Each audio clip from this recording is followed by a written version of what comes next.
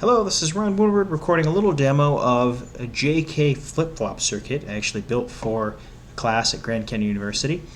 But this JK flip-flop, here is the truth table to this. I'll probably have to show this again because I did end up building a JK flip-flop counter, but I'll go into that in another video. So the expected results of this, when we have J and K, this is the type of circuit that actually allows us to achieve memory in computer architecture. But I want to point out the differences here. So if we were to clock J, we'll see that Q goes high, and if we clock, if J and K are high together, then we actually toggle back and forth.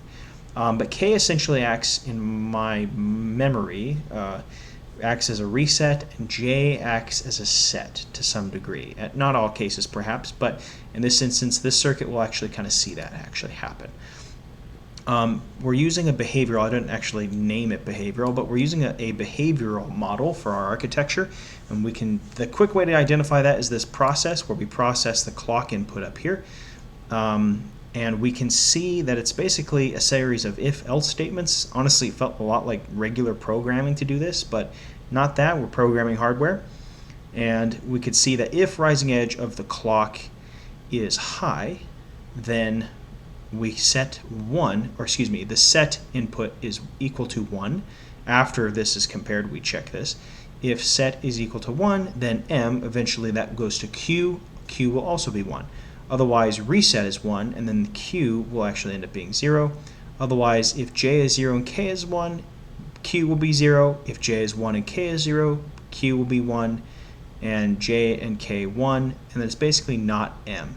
And whatever that was previously will be knotted, and that's what allows us to toggle. And basically, Q and Q bar will never be the same. That's important to note, is that they'll never be the same. Q will be 1, and QB will be 0, and the reverse. It will never be identical. All right, I'll do a quick demo of this video, or a quick demo of this circuit, and you'll see that here in a bit. All right, here is the JK flip-flop. We've got Q, and Q bar is currently the glowing LED there. We have J is the first switch, K the second, and then I believe we have set and reset at the end. So if we were to hit J, and this button up here is our clock, we'll see it switch to Q bar, or actually it'll switch back to Q.